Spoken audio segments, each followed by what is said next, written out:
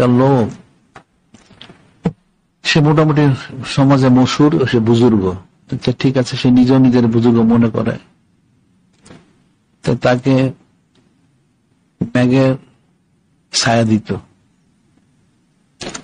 ম্যাগে অনেক বড় বুজুর্গ, এক বাড়িতে এক এলাকায় দাওয়াত দেওয়া হইলো, সেই লোকটা গেল সেখানে দাওয়াতে। দাওয়াত যখন গেল সেখানে যাওয়ার পরে লোকজন, একজন বুজুর্গ লোক আসছে, দেখা করতে আসছে।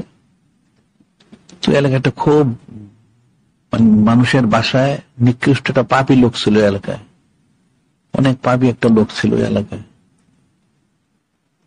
তো পাপী লোকটা মনে মনে চিন্তা করলো, একজন বুজুর্গ আসছে, ঠিক আছে, আমি জীবন অনেক নাঘাতা করেছি, একজন বুজুর্গ লোকের সোহবতে গেলে যদি আল্লাহ ক্ষমা করেন, কবুল করেন।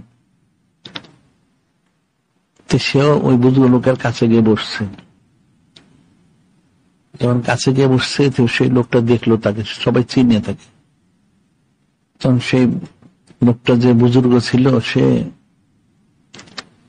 বললো সবাইকে, যে এত নিকৃষ্ট পাপী লোকটাকে কেন আমার এখানে জায়গা দিচ্ছে, বের করে দাও। সত্যি তারা বের করে দিল।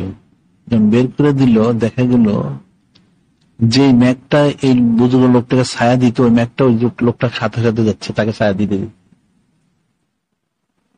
তখন আল্লাহ পাক ওই জামানার নবীকে বললেন যে হ্যাঁ, এই বুজুর্গ তাকে খালেস তওবা করতে পারলে তার জিন্দেগি সমস্ত আমলগুলো নষ্ট হয়ে যাবে।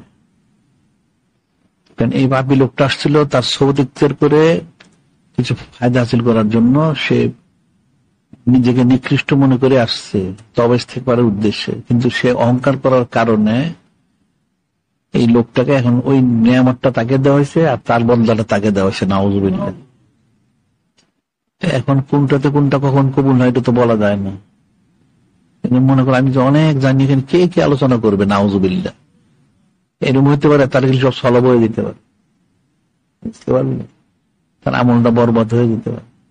অহংকার করা কোনো সময় ঠিক না।